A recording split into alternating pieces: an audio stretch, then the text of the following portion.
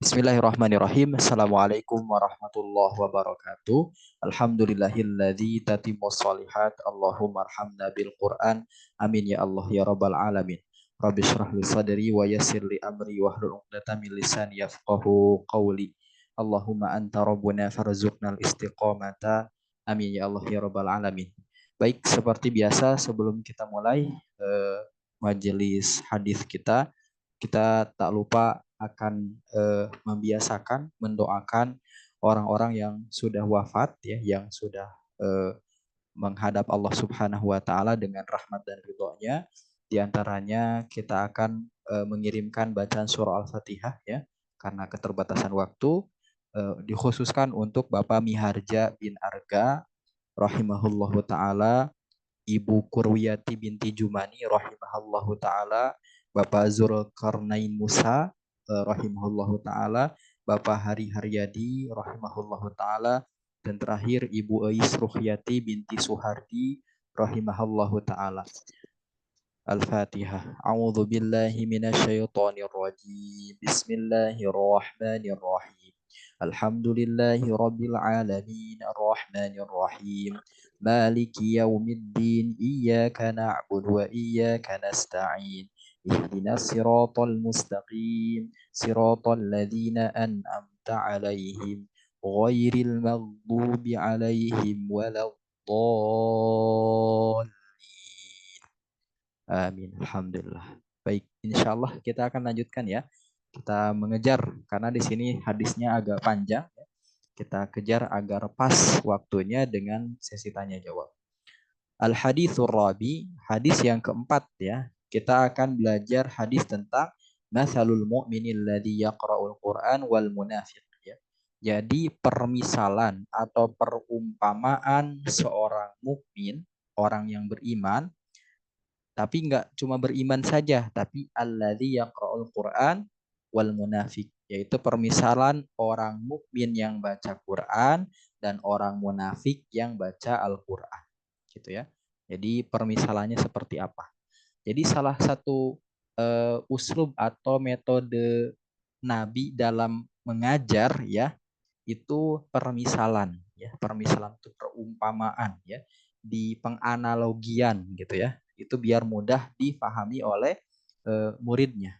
Makanya ada satu buku Syekh Abu Fatah Abu Ghuddah, itu judul kitabnya Ar-Rasul Al-Muallim.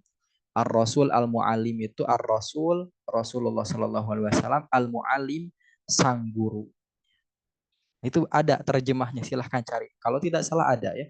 Nah, itu Ar-Rasul Al-Mu'alim karya Syekh Abu Fatah Abu Ghuddah. Itu membahas apa? Bagaimana Rasul menjadi sosok guru, gimana cara ngajar kepada orang tua dan seterusnya. Gitu ya. Masya Allah, itu bagus. Silahkan nanti bisa dibaca bagi orang yang suka dalam dunia pendidikan. Seperti itu ya. Baik, kita fokus ke sini ya. An Abi Musa al-Ash'ari radhiyallahu anhu qala Rasulullah sallallahu alaihi wasallam mathalul mu'mini alladhi yaqra'ul qur'ana kamathalil utrujjah rihuha tayyibun wa ta'muha tayyibun. Satu itu, wa mathalul mu'mini alladhi la yaqra'ul qur'ana kamathalit tamrati la riha laha wa ta'muha hulwun. Wa mathalul munafiqi alladhi yaqra'ul qur'ana mathalur raihanah rihuha tayyibun wa ta'muha murrun. Nah, itu yang ketiga, wa mathalul munafiqil ladzi la yaqra'ul qur'ana kamathalil hamdhalah laisa laha rihun wa ta'muha murrun. Nah, jadi terkait keimanan dan bacaan Al-Qur'an ya. Di sini Nabi mengkelompokkan manusia menjadi 4 kelompok terkait orang yang berinteraksi dengan Al-Qur'an dan ada unsur keimanan atau tidak. Nabi mengelompokkan manusia menjadi 4. Pertama tadi orang mukmin baca Quran ya, terus orang yang mukmin tidak baca Quran, orang munafik yang baca Quran, orang yang munafik yang tidak baca Quran. Itu dianalogikan gitu ya, keadaannya, kondisinya. Muttafaqun alaih, disepakati oleh syarat-syarat Imam Bukhari dan syarat-syarat Imam Muslim. Sebenarnya ini panjang kalau dijelaskan. Intinya begitu aja dulu. Lanjut, kita lihat di sini terjemahnya. Dari Abu Musa al-Ash'ari radhiyallahu anhu, beliau berkata Rasulullah Shallallahu alaihi wasallam bersabda, permisalan, perumpamaan, penganalogian orang mukmin yang membaca Al-Qur'an itu seperti utrujah atau jeruk Arab yang manis ya. Aromanya harum, rasanya manis. Jadi orang yang beriman kepada Allah dan Rasulnya, kepada Al-Quran dan Sunnah, dia itu dilambangkan seperti jeruk utrujah atau jeruk Arab manis. Eh, saya belum lihat ya utrujah itu seperti apa. Ya, tapi di sini intinya utrujah itu jeruk yang paling manis di daerah Jazirah Arab, begitu ya. Nah, kalau kita mungkin yang kita tahu jeruk sunkist mungkin atau Florida ya. Ya, mungkin semisal seperti itulah ya, manisnya itu ya. Nah, aromanya harum, rasanya manis. Itu kalau orang yang baca Quran dan dia beriman. Yang kedua, permisalan orang mukmin yang tidak membaca Al-Quran. Dia tuh beriman, tapi malas baca Quran. Tapi nggak mau baca Quran, tapi nggak mau meluangkan bacaan Al-Quran. Itu seperti apa? Seperti kurma katanya ya. Nah, tidak punya aroma, kurma tuh nggak ada aroma khasnya ya. Kurma itu ya. Nah, tapi rasanya manis. Rasanya manis tapi nggak beraroma. Nah, makanya gini ya, enak gak kalau makan dalam keadaan flu? Ayo, siapa di sini yang makan nih nasi goreng, rempahnya bagus banget, harum banget, tapi kita lagi flu. Enak di lidah tapi tidak enak di hidung. Karena yang menyempurnakan kenikmatan makanan atau minuman itu aroma, ya. Nah, yang membuat lapar pertama kali bukan rasa.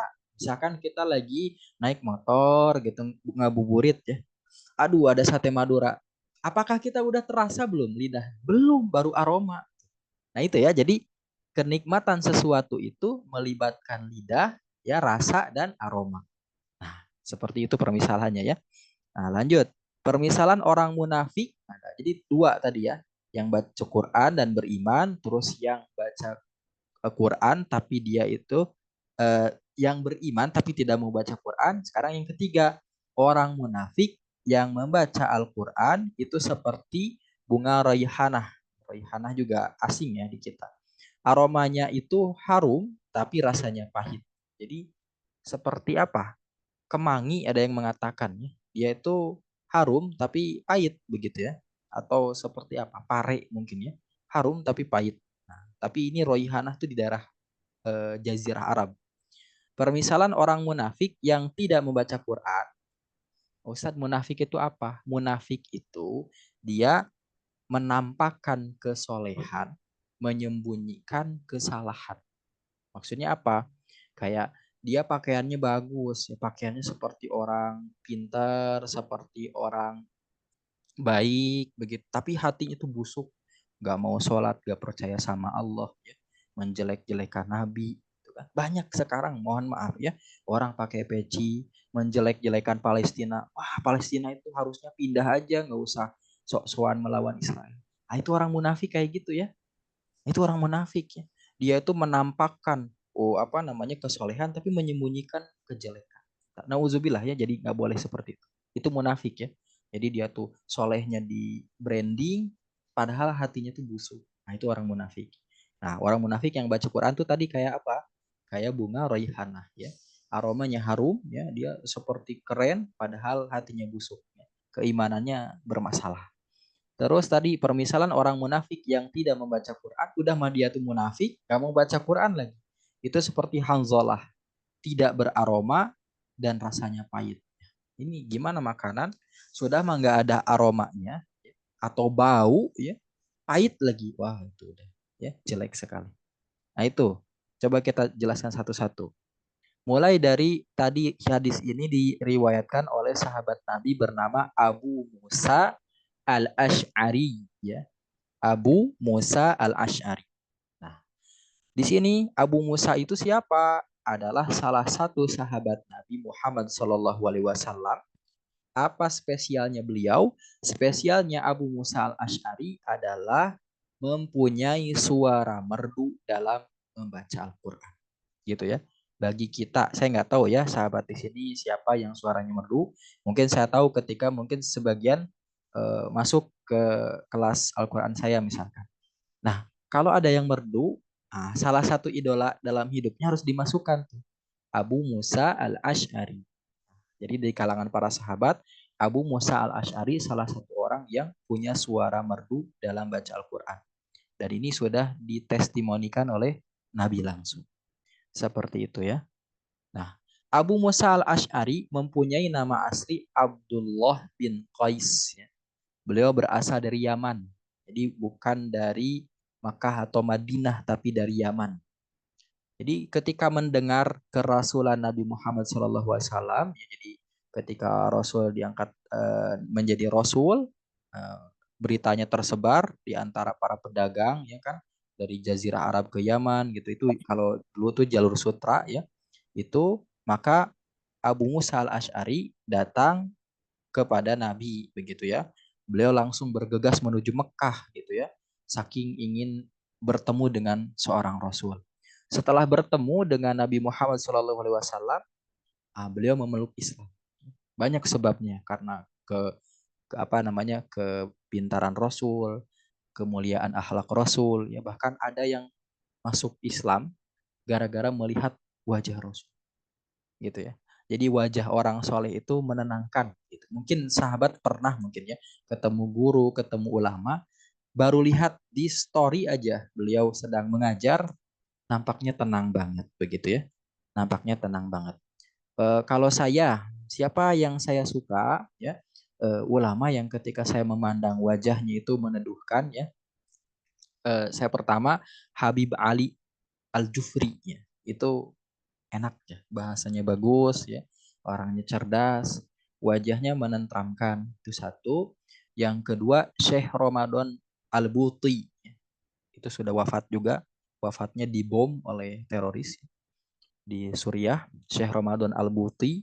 Yang ketiga, yang sekarang ada Syekh Aiman Rushdi Suwaid. Itu ulama ahli Al-Quran. Itu wajahnya menenangkan bagi saya tentunya ya.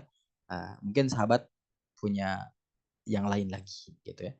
Nah itu ya, jadi salah satu ciri orang soleh itu wajahnya ketika dipandang itu menenangkan. Oh adem banget ya, aroma hawa-hawa penduduk surga lah gitu, kurang lebih seperti itu. Nah, gitu ya. Jadi jangan sampai orang tuh melihat kita tuh, wah, gersang gitu. Ini orang marah terus gitu kan. Ini orang suuzon terus gitu kan. Nah, jadi jangan sampai gitu. Jadi Rasul juga begitu ya. Ketika sahabat melihat wajah Rasul, ada yang bisa langsung masuk Islam karena teduhnya wajah Rasul. Itu ya. Jadi kesolehan memancar di wajah salah satunya.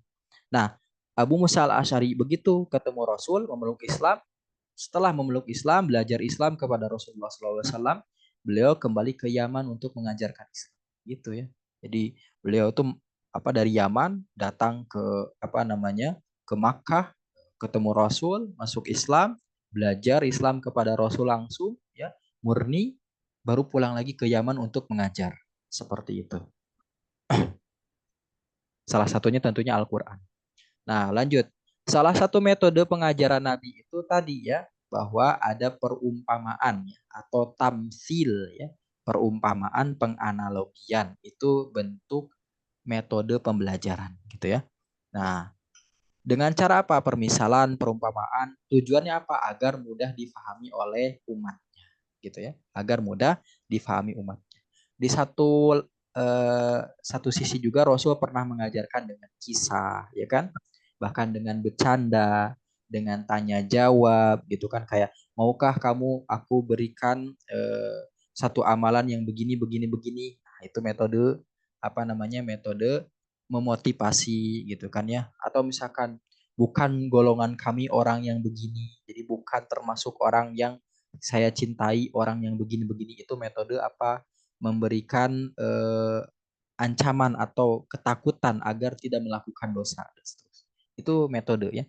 Ada yang permisalan, ada yang motivasi, ada yang apa nama seperti ancaman atau menakut-nakuti untuk tidak melakukan dosa dan seterusnya. Itu metodenya gitu. Tapi yang guru saya ajarkan kepada saya, kalau kita mau mengajarkan Islam kepada orang yang baru belajar Islam, jangan banyak ceritain neraka. Misalkan ada mualaf, kamu kalau di Islam ya nggak begini neraka. Wah, takut ya belajar Islam ya. Tapi kalau ke mualaf, Masya Allah, Alhamdulillah, kamu syahadat, Insya Allah kamu bagian dari ahli surga Insya Allah nanti ya. Ayo kita berjuang agar meningkatkan grade surga kita mungkin gitu. Mungkin surganya kamu baru reguler gitu kan. Tapi kalau kamu sholatnya istiqomah, nanti naik jadi PIV. Sholatnya ditambah dengan sunnah PPIV gitu kan. Nah, gitu. Nah, mungkin ditambah lagi dengan tahajud, dengan duha, dengan yang lain seterusnya, dengan baca Quran, dengan zikir dan seterusnya, mungkin nanti masuk ke level apa platinum atau apa kan kita nggak tahu. Jadi semangat gitu bagi orang yang mualaf. Atau bagi orang yang lansia itu nggak boleh diceritain neraka. Itu pesimis nanti. Ya Allah kok saya baru belajar Quran, ya Allah ini udah diceritain neraka, yang salah baca huruf alif masuk neraka. Ini saya gimana gitu. Jangan ya. Ya. Tapi ceritakanlah surga ya. Kepada tadi mualaf. Oh ya satu lagi anak-anak, jangan nyeritain neraka. Belum siap mental mereka ya. Terus kepada lansia, jangan nyeritain neraka. Bukan nggak perlu, jangan dulu. Kalau ke anak muda, dia udah mateng ya, baru ceritain neraka. Biar nggak sombong gitu ya. Biar mentang-mentang bacanya bagus, nggak sombong, ceritain neraka. Ya. Kalau kamu bacanya bagus nggak karena Allah, neraka. Itu ada hadisnya nanti kita ketemu. Gitu ya. Jadi metode dakwah ya. Jadi kalau ke orang mualaf, ceritakan surga, ke anak-anak ceritakan surga, ke lansia ceritakan surga. Agar dia optimis. Seperti itu ya. Itu yang diajarkan oleh guru-guru saya. Lanjut. Salah satu metode pengajaran Nabi juga adalah dengan membuat permisalan tadi. Tujuannya agar mudah difahami. Ya. Terus tadi kata yaqra'ul Quran, alladzi yaqra'ul Quran, orang yang membaca Quran. Ingat kata yaqra atau qara'a itu atau iqra dalam bahasa Arab itu dipakai memang secara umum untuk maknanya membaca, ya, melafalkan huruf-huruf, kata-kata, ayat-ayat, surah-surah, juz-juz.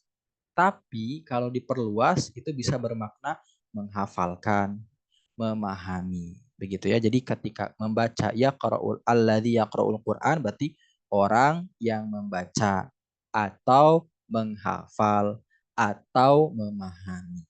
Gitu ya. Kata qara'a itu sudah sepaket membaca, menghafal dan memahami. Seperti itu ya. Lanjut. Nah, tadi ada bahasan iman begitu ya. Nah, mukmin beriman. Di sini ya, iman itu dianalogikan oleh Rasul itu sebagai rasa ya. Kayak tadi, orang mukmin yang membaca Al-Qur'an itu tadi dia itu rasanya manis, aromanya harum gitu ya. Seperti apa? Utrujah tadi, jeruk Arab yang rasanya manis, itu imannya, ada iman. Terus aromanya harum. Sedangkan baca Quran tadi diibaratkan sebagai aroma. Jadi begitu ya. Jadi makanan itu disebut istimewa jika lezat rasanya, nikmat aromanya. Gitu ya. Kayak tadi saya ceritain ya. Makanan itu akan sempurna ketika apa aromanya harum, rasanya nikmat. Nah gitu. Manusia juga sama. Manusia kita ini disebut manusia istimewa kalau ya hatinya ada iman. Nah, tadi rasa itu seperti rasa ya. Terus kalau diri kitanya harum, caranya apa? Banyak baca Quran.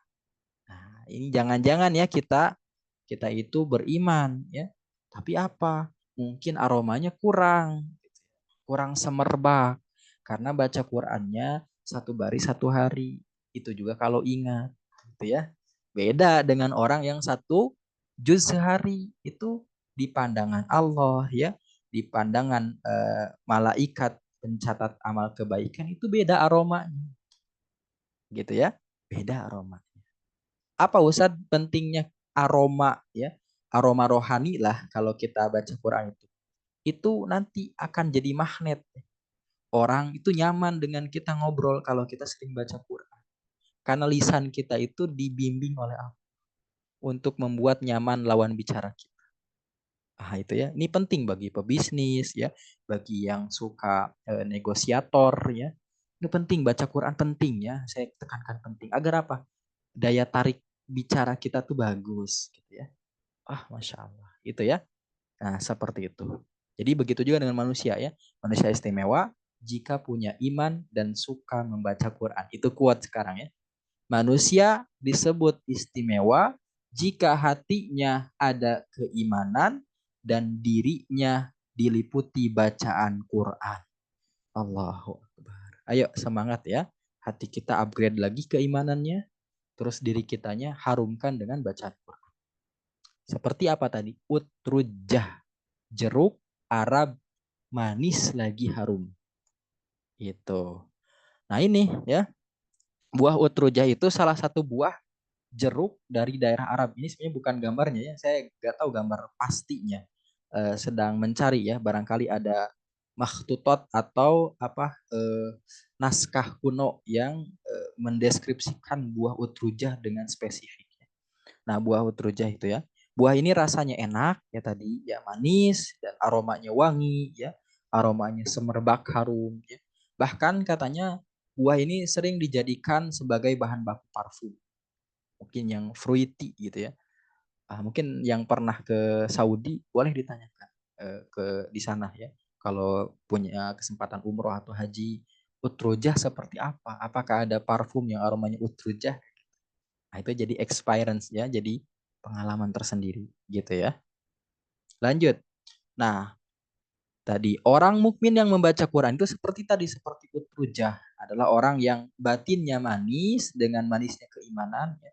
Dia banyak keimanan di hatinya dan lahirnya ya fisiknya harum dengan amalan baca Quran yang bermanfaat untuk banyak orang gitu ya. Nah, tadi salah satunya ketika kita ngobrol dengan orang itu membuat nyaman suasana karena lidah kita terbiasa membaca Quran. Begitu ya. Nah, dulu saya ketika santri dinasihati oleh kiai saya, kalau kamu ingin murid kamu nurut dengan apa yang kamu ucapkan dalam kebaikan, maka banyaklah kamu baca Quran, zikir katanya. Kalau misalkan murid kamu ketika diberi arahan nggak nurut, dua kemungkinannya ya. Lisan kamunya yang nggak bagus karena mungkin jarang baca Quran, karena mungkin jarang zikir, atau hati murid kamunya keras. Wah, itu saya masih ingat sekarang ya. Makanya ketika murid saya susah diberikan pengarahan, saya nggak nuduh dia hatinya keras karena nggak boleh ya nuduh orang dalam ilmu penyucian hati. Maka saya introspeksi, oh iya, turun yang tadinya mungkin beberapa belas juz lagi turun nih karena ada gangguan apa ya dan seterusnya dalam kehidupan. Oh iya, pantas dia kurang nurul. Gitu ya. Masya Allah. Lanjut. Nah ini penting untuk seorang ibu ayah ya. Nah, kalau nasihatin anak, cucu nggak mempan, introspeksi. Oh iya, lisan sayanya kurang baca Quran. Jadi Allah tidak memberikan ketajaman dalam perintah, dalam nasihat. Gak masuk nih ke hati lawan bicaranya. Gitu. Jadi jangan ini cucu hatinya keras. Wah itu udah cucunya nggak mau dengerin nenek gitu ya. Anak nggak mau dengerin ibu karena setiap orang nggak pernah mau disebut hatinya keras meskipun dia keras. Jadi makanya ke kita aja, oh iya sayanya kurang zikir, oh iya sayanya kurang baca Quran, jadi dia nggak nurut. Allahu Akbar. Itu ya. Lanjut. Buah raihanah ya. Buah raihanah itu adalah buah yang memiliki aroma wangi namun rasanya pahit ya. Bahkan disebutkan di situ ada racun di buah raihanah itu. Nah, itu siapa yang seperti buah roihana itu? Orang munafik yang membaca Al-Quran adalah orang yang membaca Al-Qurannya tapi tidak mengamalkan. Jadi bacanya cuma bacanya asal nggak fasih. Bahkan bacanya juga dia itu seperti apa merendahkan gitu dipakai lagam Jawa lah gitu kan. Nauzubillah itu nggak boleh ya. Itu nggak boleh. Kita membaca Quran dengan irama-irama yang tidak diajarkan oleh Rasulullah SAW. atau irama yang menyalahi aturan-aturan dari tajwidul Quran. Ya, orang ini juga sering menampakkan dirinya sebagai orang soleh, pakai peci, ya, pakai tasbih begitu ya. Tapi ia sering meninggalkan atau melalaikan ketaatan kepada Allah. Ya. Dia seolah-olah seperti ahli Quran, ya, tapi perintah-perintah Quran dia langgar. Ya. Larangan-larangan Quran dia lakukan. Misalkan apa? Dia seperti ahli Quran, tapi apa? Dia melakukan praktik riba, begitu ya. Nauzubillah ya. Atau misalkan apa? Ada ya, mohon maaf ya, oknum ya. Di internet ada pondok Al-Quran di daerah A, eh, terkena kasus gay santri. Ah, itu, nauzubillah ya. Itu ada oknum ya. Oknum, tapi bukan semua oknum. Nah, itu juga seperti tadi, buah raihanah ya. Dia baca Quran ya. Dia tadi itu apa? Aromanya wangi karena bacaan Qurannya, tapi rasanya pahit karena batinnya salah, karena melanggar aturan-aturan syariat Islam. Nauzubillah ya. Maka ya, kalau kata guru saya, kalau kamu sudah terjun memutuskan mencintai Quran, jangan setengah-setengah. Harus full ya. Biar apa? Biar surganya bagus gitu. Udah simple ya. Biar surganya bagus. Jadi jangan jangan begini ya kita. Saya mah ya Allah nggak apa-apa di emperan surga. Saya pernah dengar tuh ada kalimat-kalimat, eh, baik silahkan Bapak Khairul. Ada kalimat-kalimat, ya Allah saya mah nggak apa-apa lah di emperan surga aja, di teras-terasnya aja nggak apa-apa. Nggak boleh. Cita-cita tuh harus tinggi. Ya Allah berikanlah surga terbaik. Itu surga terbaik. Ustadz boleh nggak saya minta surga bareng sama Nabi? Kalau saya sarankan jangan, malu sama Nabi ya. Mau kata Nabi itu, dari tadi orang ini minum terus ya, minum susu. Dari tadi makan bebek terus. Malu ya, malu sama Rasul. Ini kelihatan nih hamba saya ini, Afwan, eh, umat saya ini umat ya kuliner gitu ya. Dari tadi itu gitu ya. Makanya bercandaannya kalau bisa jangan minta sesurga sama Nabi ya, malu gitu katanya. Malu kenapa ya? Kita pasti mintanya makan, gitu. Mintanya minum gitu kan. Gitu. Meskipun itu hak Allah ya, mau kita disatukan satu surga dengan siapa, itu hak Allah. Allah yang menentukan dari banyaknya amal, dari kualitas amal, gitu ya. Nah, sadar diri juga gitu kan. Kita levelnya apa gitu kan. Tahajud kita beda dengan tahajud Nabi ya. Gitu. Tahajud Nabi kan rakaat pertama Al-Baqarah gitu kan. Kita Al-Ikhlas gitu. Beda nggak? Beda gitu ya. Beda seperti itu. Maka gitu ya, banyak baca Quran biar apa? Biar surganya juga bagus seperti itu. Jadi nggak boleh setengah-setengah ya. Selamat ya, kita sudah masuk ke dunia Al-Quran. Nggak boleh pulang ya, nggak boleh mundur, harus maju gitu. Lanjut. Nah, terakhir ya, Hanzolah ya. Hanzolah itu sejenis rumput yang memiliki rasa pahit dan aroma yang menyengat bau gitu ya. Apa ya, saya nggak tahu apa namanya, eh, permisalan untuk di tumbuhan Indonesianya saya kurang mengerti. Cuma kalau di Arab katanya Hanzolah.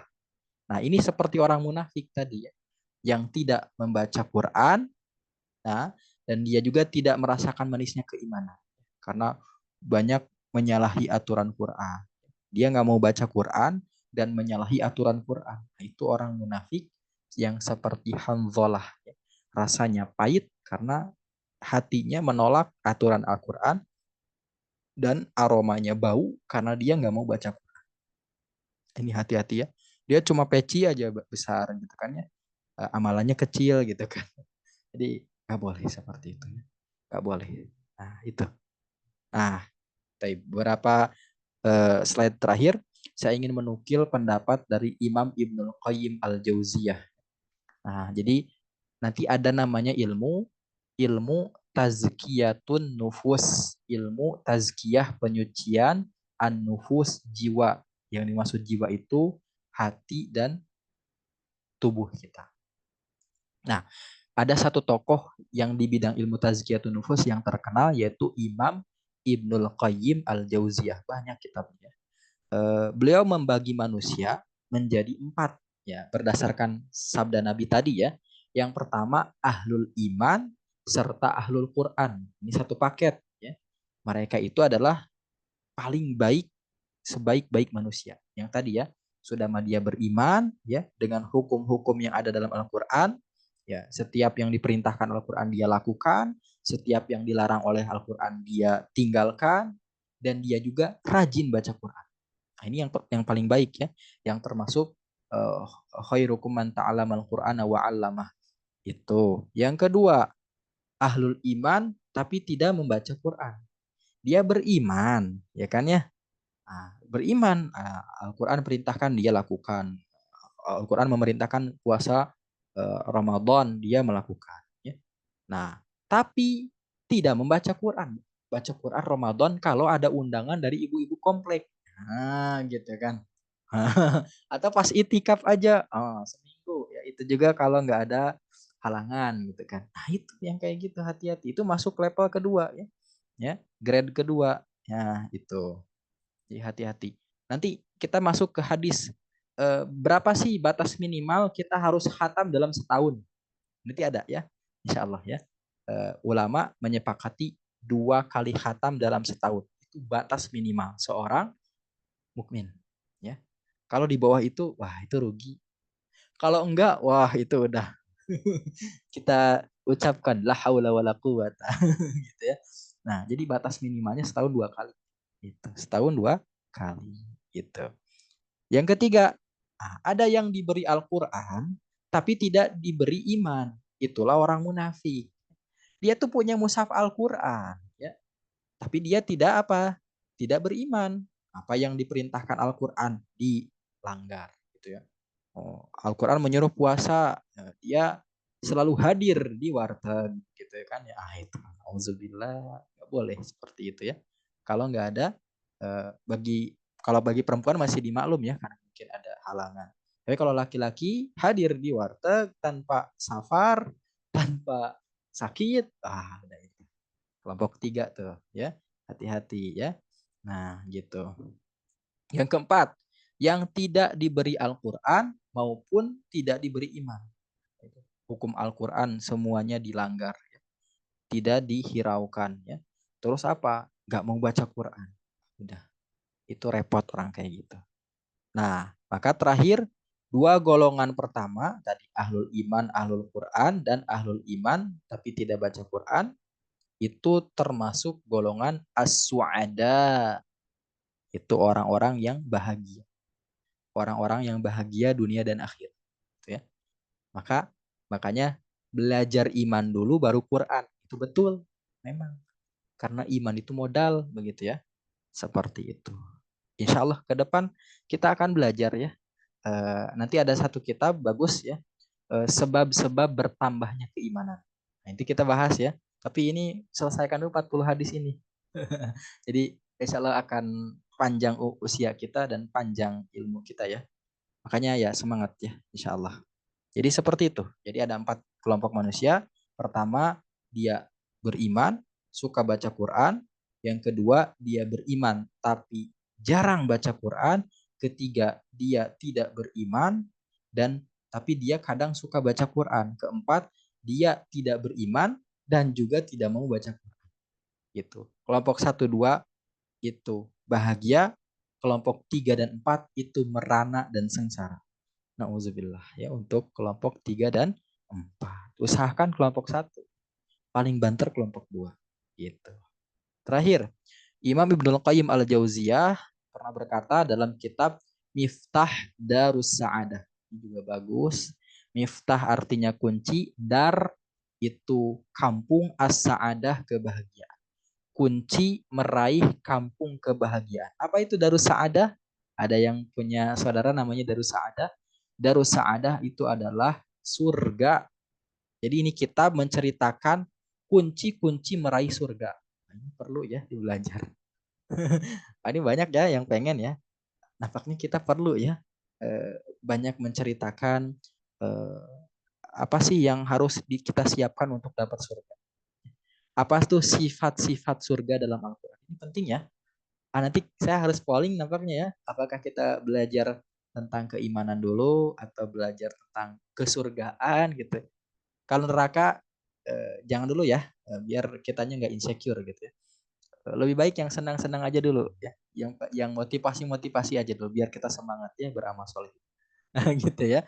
Nah itu nanti kita polling kapan-kapan. Tapi ini baru 4 hadis ya. Berarti tinggal 36 lagi ya. Bunda-bunda sekalian. Mudah-mudahan saya panjang umur dan bunda juga panjang umur. Insya Allah kita belajar. Alhamdulillah. Selesai ya.